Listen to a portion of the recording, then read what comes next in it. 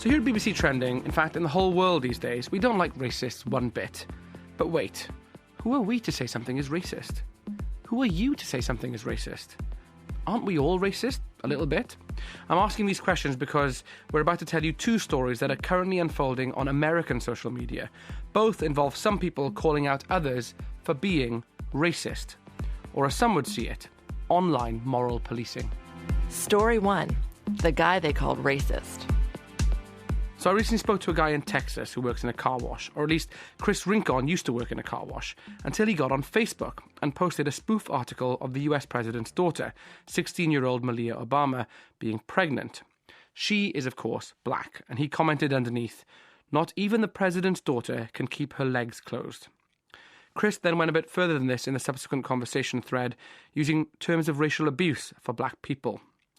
Within a few days, someone had posted everything he said on the blogging site Tumblr, specifically on a Tumblr called Racists Getting Fired and Getting Racists Fired. And getting fired, or at least losing his job by mutual agreement as he put it, was exactly what happened to him when his employers realised that Chris Rincon was now a social pariah. His Facebook account was also closed down. Beware, because there's language in the interview that I'm about to play to you with him that you may find offensive. It had nothing to do with race or the initial blow. It was people I don't know who were sending me messages, saying you don't like him just because he's black and you're Mexican. Okay, but you say that you were not being racist. In the Facebook string just underneath this post, somebody pointed out to you that this was a fake news thing about Malia Obama, and you said, "Hey, I know that's a joking post. We just like talking about the nigger."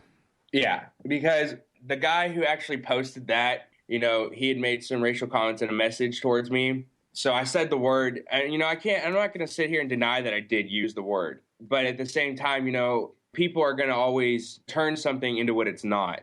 I mean, Chris, to be clear, if you use the N-word in public, it's pretty clear that you do hold racist views. Is that fair? To some extent, yes. To some extent, no. But like I tell people, there's a difference between, that word type of people and African Americans. There's so some black people are all right. Is that what you're saying? I mean, yeah. Like there's African Americans that function within society. Chris, you must. I'm sure you can. Can you see that actually to distinguish between different black people in that way is racist? Just because I say that word does not mean I'm depicting it to one race. But the fact remains is that, everybody brings it back to African Americans only. There was a tremendous amount of social media activity and criticism of your initial post just on Facebook. But it didn't just stop there, did it? Things happened in the real world to you. Yes, they did. I've had people that have called my phone. I've had people that have drove past my house, slammed on their horn, yelling racist. If you're going to post something online, you're going to feel it in real life. At the same time, I'm not going to change my views on certain things just because, people want to harass me about it.